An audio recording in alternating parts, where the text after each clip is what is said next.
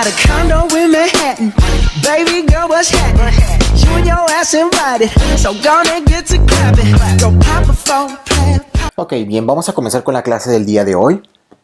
El día de hoy vamos a ver la clase de tratamiento nutricio para trastornos alimentarios. Recuerden que, bueno, dentro de la materia hemos visto tres principales trastornos, o digamos hemos estructurado la materia con base a los principales trastornos de alimentación. Recordemos que según el DSM-5, pues bueno, tenemos alrededor de 9 grupos de trastornos de alimentación, pero el programa, pues bueno, nos marca que nos enfoquemos principalmente en 3, que son la bulimia, la anorexia y el trastorno por atracón, ¿ok? Entonces vamos a ver en este caso el tratamiento nutricio principalmente para anorexia y bulimia, cómo debe ser estructurado y cómo debe ser tomado en cuenta cuando, pues obviamente como nutricionistas, tenemos que establecer una dietoterapia, ¿ok?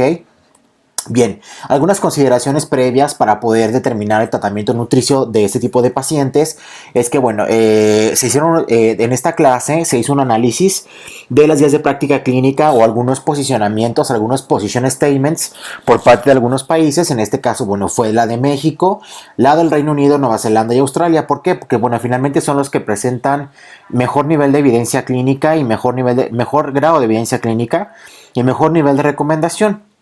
Obviamente, pues cabe mencionar que esto se tiene que ajustar pues de acuerdo al contexto del paciente y de acuerdo a toda la situación que se enmarca dentro de lo que es el estado nutricio del paciente, ¿ok? El tratamiento debe estar basado en un acuerdo, ¿ok?, con el paciente. Cuando manejamos trastornos de alimentación, debemos tener mucho cuidado en que el tratamiento nutricio no se prescribe, ¿ok? El tratamiento nutricio debe de acordarse con el paciente y de alguna manera se tiene que generar a través de esta alianza terapéutica este acuerdo o este mutuo acuerdo dentro del cual se van a hacer modificaciones o bien se va a mejorar el plan nutricional o en este caso el plan de alimentación de la persona, ¿ok? No debe ser simplemente una prescripción energética y se acabó. Y pues bueno, algo que es importantísimo y lo cual hemos trabajado durante el cuatrimestre es que el tratamiento pues debe ser totalmente individualizado y transdisciplinario, es decir, que debe de involucrar a médicos. Puede ser un médico internista, puede ser un endocrinólogo, puede ser un médico con experiencia en manejo de trastornos de alimentación, acompañado con su psicoterapeuta, que en este caso puede ser un psicólogo clínico, o bien puede ser un psiquiatra, o bien en este caso un nutriólogo o un nutricionista, ¿ok? Bien. Pues bueno, aquí consideramos como guía principal o como documento central la guía mexicana, porque finalmente, pues bueno, es la que nos de alguna manera nos da recomendaciones de acuerdo al contexto de los pacientes mexicanos. Esta guía mexicana no está actualizada y sigue tomando como base al DSM-5, al DSM-4 y aún no toma consideraciones del DSM-5. Yo creo que todavía, o digamos que han pasado 10 años desde que se publicó esta guía, pero aún no se actualiza porque realmente los cambios que hubo fueron más bien hacia los criterios diagnósticos, no tanto hacia la parte del tratamiento. ¿Ok? Considera otras guías de práctica clínica y bueno, también se toma como modelo la clínica de trastornos de la conducta alimentaria y obesidad del Salvador Subirán. ¿Ok? Bien. Ahora, dentro de lo que es la elaboración del estado nutricio o los indicadores que tenemos que tomar en cuenta como nutriólogos, pues bueno, estos que están aquí son importantísimos. Conocer el historial de peso del paciente nos va a permitir precisamente identificar si hubo una pérdida de peso voluntaria, cuánto fue esa pérdida de peso, si la persona, por ejemplo, qué tipo de estrategias utilizó para perder ese peso en un tiempo determinado, ¿ok? Y pues bueno, ir identificando precisamente cuáles son esos factores de riesgo. La estatura, por supuesto, la talla, el índice de masa corporal que me permite clasificar al paciente. En el caso, obviamente, de que sean pacientes pediátricos, pues bueno, considerar el peso para la talla o bien la talla para la edad, tomando precisamente los valores de Z, ¿ok? La fecha última de menstruación, que es muy importante, sobre todo en pacientes que tengan criterios o que estén cubriendo con criterios diagnósticos o criterios clínicos para un diagnóstico de anorexia nervosa, ¿ok? Porque la fecha última de menstruación, recuerden que uno de los diagnósticos o de los criterios diagnósticos cardinales para la anorexia nerviosa, según el DSM-5, es precisamente esta alteración de la regla, ¿ok? Entonces, por eso es importante preguntarla dentro de la historia clínico-nutricia. La frecuencia de atracones o los comportamientos compensatorios por semana, recordemos que en el caso del binge eating disorder o en el caso del trastorno por atracón o bien en el caso de bulimia, las características particulares de estos atracones me van a permitir precisamente definir, ¿sí? Definir qué características o dónde se encuentra el paciente, ¿ok? El peso mínimo o el peso máximo, que bueno, forma parte precisamente del primer punto, ¿ok? Para poder entender entonces cómo ha sido la evolución del peso del paciente y qué tipo de estrategias entonces está considerando la persona para perder peso, en este caso controlar su peso, ¿ok? Bien, luego también dentro de los indicadores clínicos, pues bueno, dentro de lo que es la exploración física, pues bueno, tenemos que revisar las estructuras de las faneras, en este caso cabello, nudillos, para ver si hay algún signo clínico que me permita, por ejemplo, identificar si la persona está utilizando sus dedos para vomitar, el crecimiento, por ejemplo, de vello corporal que no es típico, por ejemplo, en este caso el lanugo, que empieza a salir, por ejemplo, en el caso de las pacientes con muy bajo peso, empieza a salir, por ejemplo, en el caso de la parte lateral de los brazos, en la parte, por ejemplo, de la cara, ¿sí? Entonces, por eso se tiene que identificar esta presencia del lanugo. Las piezas dentales para identificar cómo se encuentra el esmalte o el estado del esmalte de las pacientes, ¿ok? Recuerden que muchas de estas pacientes, obviamente, en los episodios de vómito, esa capa dental se empieza a dañar. ¿Sí? Entonces, por eso tenemos que identificar o tenemos que hacer una buena exploración física.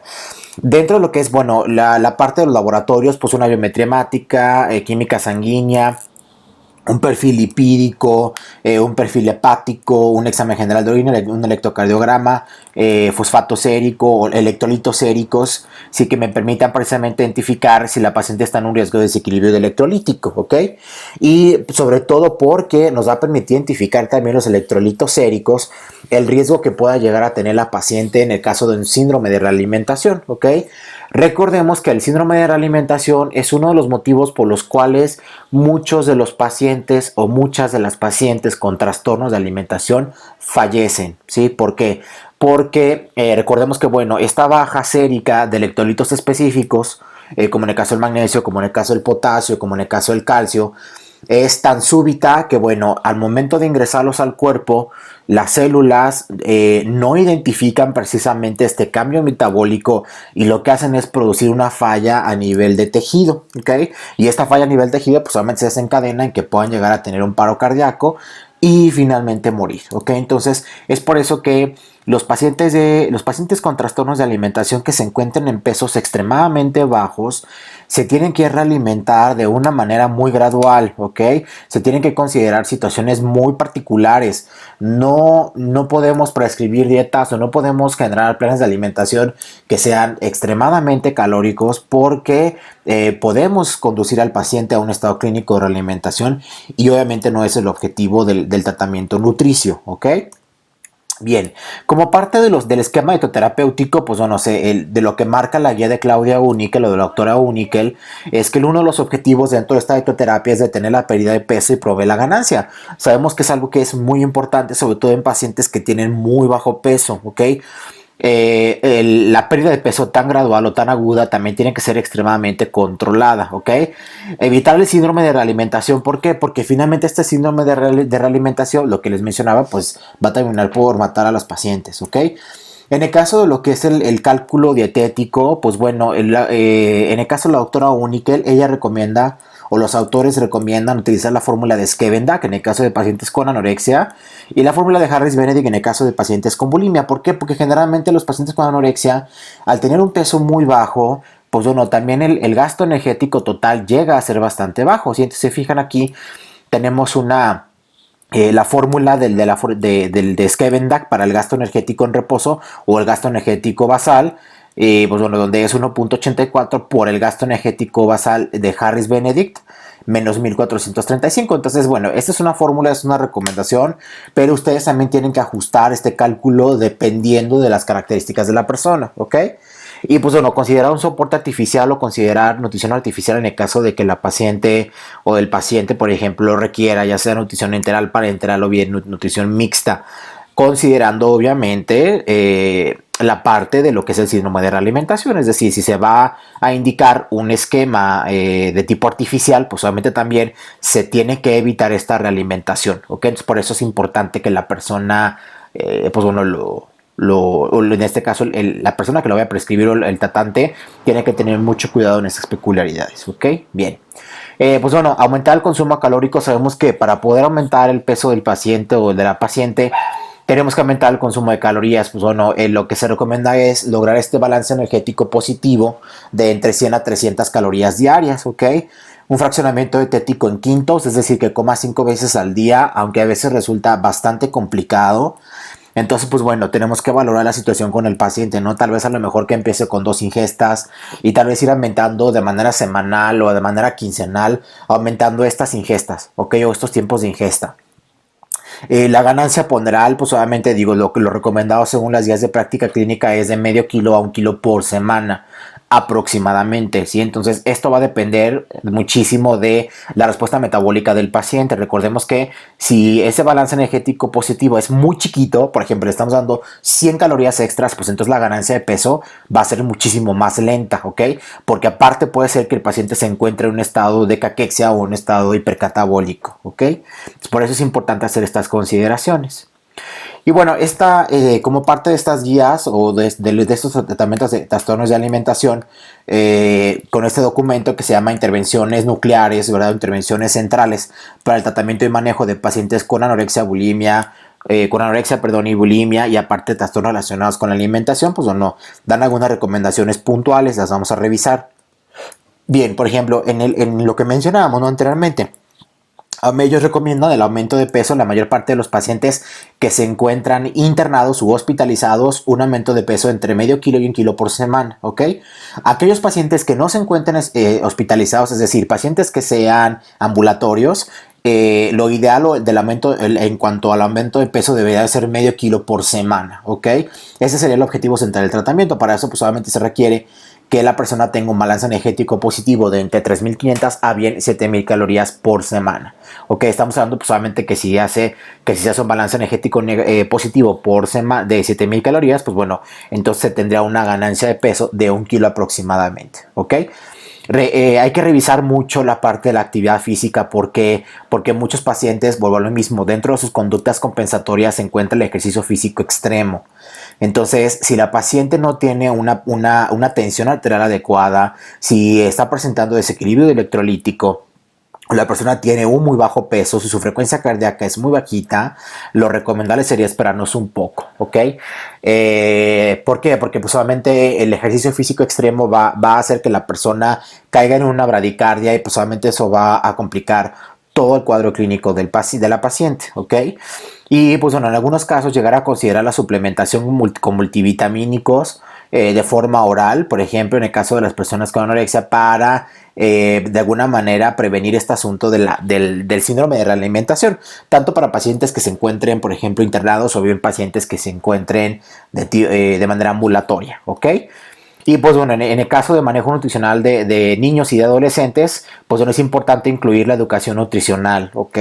Y la planeación de la comida. O sea, esto es muy importante que pues bueno, los chicos o las personas que padezcan trastornos de alimentación acudan con un profesional de la alimentación, que en este caso somos los nutricionistas, para poder brindarles una atención y sobre todo que esta educación nutricional pues realmente vaya acompañado de una psicoeducación. O sea, realmente la persona esté consciente sí de lo que coma, pero también tiene que estar consciente de que existen maneras de tener un peso sano y que no forzosamente tiene que pelearse con el asunto de la construcción corporal, ¿sí? Porque recordemos que estas personas tienen una mal construcción corporal, o digamos su construcción corporal se basa en estereotipos o se basa en modelos sociales que a veces son extremadamente exigentes, sí, son cuerpos que son muy musculosos o son cuerpos que son extremadamente delgados, y bueno, todos estos parámetros, todos estos paradigmas sociales pues acompañan finalmente de situaciones que el paciente termina por desarrollar, alteraciones dietéticas o patrones dietéticos modernos que terminan por alterar pues una buena alimentación dentro de la persona. ¿Ok? Entonces, por eso es importante que estas personas o estos pacientes pues no tengan un acompañamiento adecuado para evitar alguna recaída, o en este caso pues que la remisión de la persona pues sea una remisión sostenida, ¿no? Y no tengamos ningún problema a futuro, ¿ok? Estas son las pautas generales para poder establecer un tratamiento nutricio en el caso de un paciente con trastornos de alimentación. Y pues bueno, hasta aquí sería la clase de hoy y muchísimas gracias.